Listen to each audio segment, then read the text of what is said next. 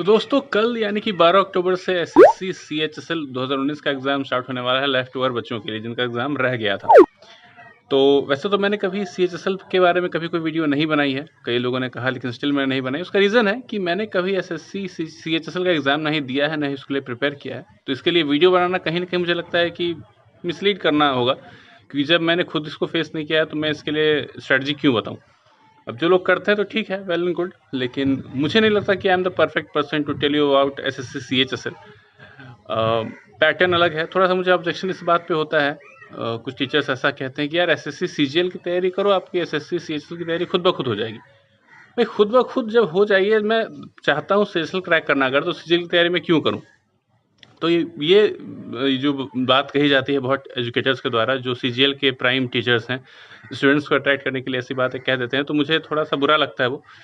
खैर चलिए, तो कल से एग्ज़ाम स्टार्ट होने वाला है, तो मैं कुछ टिप्स आपके साथ शेयर करना चाहूँगा, कुछ बातें बताना चाहूँगा, थोड़ा पॉजिटिविटी फैलाऊँगा। जनरली मैं कुछ ऐसी बातें बोलता हूँ जिससे कि आप थोड़ा हर्ट हो जाते हो, मेरी बातें थोड़ी चुभती हैं क्योंकि सच होती हैं, तो थोड़ा परेशानी होता है आप लोगों को थोड़ा सुनने में उसको। लेकिन आज की वीडियो बहुत एंटरटेनिंग नहीं, मतलब पॉजिटिव है, ठीक है। और ये मेरा टी-शर्ट है, यहाँ पे एमसी लिखा हुआ है, एमसी मोंटे कार्लो है, कुछ और मत समझ लेना। एनीवेज, खैर तो देखिए, सबसे पहले मैं आपको एक बात बता दूं कि क्या करें, क्या लास्ट टाइम क्या ऐसा स्ट्रेटेजी बनाएं एग्ज़ाम क्रैक करने के लिए। सबसे ज़रूरी और एकमात्र बात जो ज़रूरी है इस लास्ट मोमेंट में, वो है retaining your calmness during exam. जो आपका 1 घंटे का पेपर होगा, उसमें अपने कामनेस लेवल को आप कैसे एग्जीक्यूट करते हो, वो बहुत इंपॉर्टेंट होता है, वही इंपॉर्टेंट होता है। क्योंकि नॉलेज आपकी नहीं बढ़ने वाली है एक दिन में, आज से कल में तक आपका नॉलेज कुछ नहीं बढ़ेगा, लेकिन जो आपका कामनेस है वो आपको काम देता है। जैसे कि कामनेस और किस हद तक होनी चाहिए, उसका एक एग्जांपल मैं अगर दूं, तो 2 एग्जांपल देता हूं। पहला एग्जांपल कि आप पेपर अटेम्प्ट कर रहे हो, 25 क्वेश्चन हैं, तो मान लीजिए कि आपने शुरू के 20 क्वेश्चन अटेम्प्ट किए, मात्र आपसे 3 से 4 क्वेश्चन हुए। फॉर एग्जांपल मैं ले रहा हूँ, मात्र 3 से 4 आपसे क्वेश्चन आपने अटेम्प्ट किए। बाकी के जो 5 क्वेश्चन है, बाकी 21वां 22वां 23वां, ये जो बाकी अगले 3 क्वेश्चन हैं, उनको सॉल्व करने के लिए आपका जो एटीट्यूड होगा वो सेम होना चाहिए, वही एटीट्यूड के जो आपका पहला, दूसरा और तीसरा क्वेश्चन सॉल्व करने के लिए था। जनरली हम लोग क्या करते हैं कि जब हम लोग शुरुआत करते हैं और शुरुआत में कोई टफ क्वेश्चन हमारे पास आ गया, कोई कैलकुलेटिव क्वेश्चन आ गया, तो हम लोग डर जाते हैं और आगे का क्वेश्चन भी हम लोग बहुत डर के साथ सॉल्व करते हैं। तो जो आपने पहले क्वेश्चन किए हैं, पहले के 20 क्वेश्चन किए, उसका असर 21वें क्वेश्चन में नहीं दिखना चाहिए। चाहे आपने अच्छे से सॉल्व किया हो या बुरे से सॉल्व किया हो, डजंट मैटर।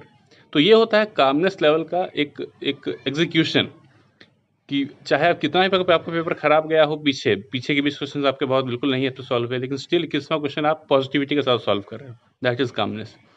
और दूसरा कि मैं आपको अपना एग्जाम्पल बता रहा हूँ कि 2019 सीजीएल का ही मैंने प्री का एग्जाम दिया और 2017 का भी मैंने दिया था। 2017 में मेरी प्रिपरेशन सबसे ज़्यादा थी, टीयर 1 को लेके मैंने बहुत प्रिपेयर किया था और उसमें मेरे सबसे कम मार्क्स थे टीयर 1 में। और 2019 टीयर 2 वो टीयर 1 के लिए मैंने बिल्कुल प्रिपेयर नहीं किया था ऑनेस्टली। मतलब मुझे याद नहीं है कि मैंने जीके का बुक मैंने ठीक से खोल के देखा होगा। मॉक्स दिए थे, लास्ट के 15 दिन मैंने कुछ मॉक्स दिए थे और इसमें मेरा सबसे ज़्यादा मार्क्स आया। रीज़न ये था कि मेरा जो कामनेस लेवल था वो बहुत था, क्योंकि मैं हाइपर बिल्कुल नहीं था। फिक्स था कि मेरा 18 के थ्रू जॉब लगने ही वाला है, तो 19 में कैजुअलिटी के मतलब कि एक ड्रीम पोस्ट को लेकर दे रहा था कि और अच्छी पोस्ट अगर मेरी मिल जाए, तो बिल्कुल लाइट हार्टेड, डर कोई था ही नहीं। सब कुछ, क्योंकि मैं 2 बार एग्ज़ाम दे चुका था पहले, तो सब कुछ देखा हुआ था मेरा, तो कहीं ना नर्वसनेस थी ना कोई डर था। कामनेस के साथ दिया और सबसे अच्छे मार्क्स आए। नॉलेज शायद मेरा उतना ही था जितना मेरा 17 में था, उससे थोड़ा बहुत ही नॉलेज इस बार ज़्यादा होगा, कुछ खास डिफरेंस नहीं था, लेकिन जो काम आया वो था मेरा कामनेस लेवल। तो इसीलिए जो एकमात्र बात मैं यही कहूँगा कि आपको काम रहना है एग्जामिनेशन हॉल में जाने से पहले। आपके क्वेश्चन, भले ही आपका पिछला आधा घंटा आपका बहुत ख़राब गया हो, लेकिन अगला आधा घंटा वो डिसाइड कर सकता है आपका डेस्टिनी। अगर आपने अच्छे से पढ़ाई की है, अगर आपको ऐसा लगता है कि मेरी प्रिपरेशन ठीक ठाक है, तो अगर आपसे वो 20 क्वेश्चन सॉल्व नहीं हुए, तो वो 20 क्वेश्चन 90% बच्चों से सॉल्व नहीं होंगे, या एक आध क्वेश्चन सॉल्व हो जाए। एक बात और मैं आपको बता देता हूँ, मैंने अभी एसएससी सीएचएसएल 2018 टीयर 1 के पेपर्स में सॉल्व कर रहा था अभी कुछ दिन पहले, तो उसपे मुझे कुछ ऐसे क्वेश्चंस दिखे जिसको देख के ऐसा लगता है कि एग्जामिनर जानबूझ के चाहता है कि ये क्वेश्चन आप स्किप करो, इसे छोड़ो। वो चाहता है कि आप वो क्वेश्चन को देख के डर जाओ और आपका एग्जाम खराब जाए, क्योंकि वो क्वेश्चन आपके सिलेबस का है ही नहीं। क्लास 11th के कोऑर्डिनेट ज्योमेट्री का क्वेश्चन मुझे दिखा है, क्लास 11th के रैंडम सेट थ्योरी का क्वेश्चन मुझे उसमें दिखा है, मतलब कि जो कि हमारे सिलेबस में आता ही नहीं है। तो वैसे क्वेश्चन को आपको इमीडिएटली स्किप कर देना है। आपको ये नहीं सोचना है कि मेरा क्वेश्चन छूट रहा है। वो क्वेश्चन 100% बच्चों का छूटेगा, जो अटेम्प्ट करेगा उसका वो गलत हो सकता है वो क्वेश्चन 99%। तो इसीलिए आपको अपने टैलेंट के हिसाब से आपको पेपर देना है। आप नेगेटिव मत मारिएगा कि मुझे 25 में 25 अटैम्प्ट करना है, ईगो पे मत ले लीजिएगा। और ऐसे क्वेश्चन अटैम्प्ट करने की आपको बिल्कुल ज़रूरत नहीं है जिसका आपको कोई आइडिया ही नहीं है, क्योंकि अगर आपको आइडिया नहीं है तो बहुत लोगों को उसका आइडिया नहीं है। ठीक है, अब भले जो मैथ्स बैकग्राउंड का है, जो 11th-12th में बहुत अच्छे से मैथ पढ़ी है, वो शायद सॉल्व कर ले, वो भी शायद भूल गया होगा क्योंकि वो काफ़ी साल से उससे दूर है उस प्रिपरेशन से। तो ऐसा पैटर्न दिख रहा है। आपने अगर देखा होगा 2018 के क्वेश्चन, तो कुछ क्वेश्चन ऐसे हैं, हर सेट में 1-2 क्वेश्चन आपको ऐसे दिखेंगे जो बहुत ही अजीब टाइप के क्वेश्चन हैं। तो इसीलिए उन सब चीज़ों में अपना टाइम वेस्ट मत करिएगा और नींद पूरी ले लीजिएगा, क्योंकि नींद बहुत बड़ा एक रोल प्ले करती है आपके कामनेस लेवल पे का जो एड्रेनलिन आपका जो होता है उसको रेगुलेट करने में। तो ठीक से सो लीजिएगा। मे बी शायद आपको नींद अच्छे से ना आए तो आप दिन में ही नींद पूरी कर लीजिए मे बी, और 1-2 घंटे रात में सो लीजिए। तो ऑब्वियसली नींद नहीं आना लाजमी है। लास्ट टाइम में मैं आपको कहूँगा कि आप कुछ जो आपका नोट है, नोटबुक जिसमें आपने क्वेश्चंस अपने नोट किए हैं मैथ्स के या फिर इंग्लिश के वोकैब वगैरह देखे हैं, तो उसी को आप लास्ट में पढ़िए। उसके अलावा कुछ आपको पढ़ने की ज़रूरत नहीं है। जितना ज़्यादा आप सोचोगे कि ये भी कवर कर लूँ, वो भी कवर कर लूँ, तो आपका स्ट्रेस ही बढ़ेगा, और स्ट्रेस बढ़ेगा तो आपका कामनेस लेवल डाउन होगा और आपका एग्ज़ाम अच्छा नहीं जाएगा, इस बात की गारंटी हो जाएगी।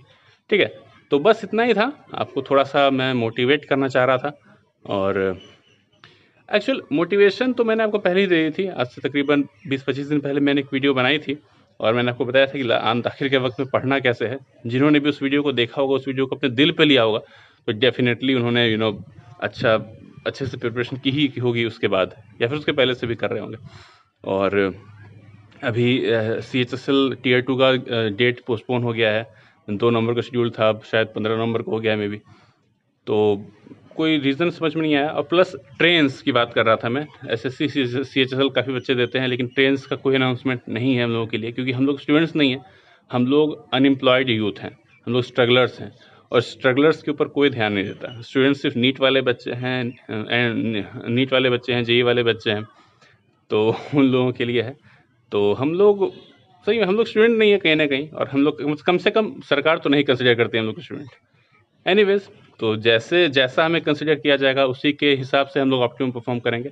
और हालांकि बस की फैसिलिटी तो है ही, सब लोग पहुंच ही जाएंगे सेंटर पे, कोई उतना बड़ा इशू नहीं है। तो एक दिन पहले जाकर सेंटर ज़रूर देख लेना, क्योंकि सेंटर नहीं देखने की वजह से एग्ज़ाम छूट रहे हैं कुछ बच्चों के। एनीवेज, तो देखते हैं कैसा आपका एग्ज़ाम जाता है। मिलते हैं उस एग्ज़ाम के बाद, तब तक के लिए बाय बाय।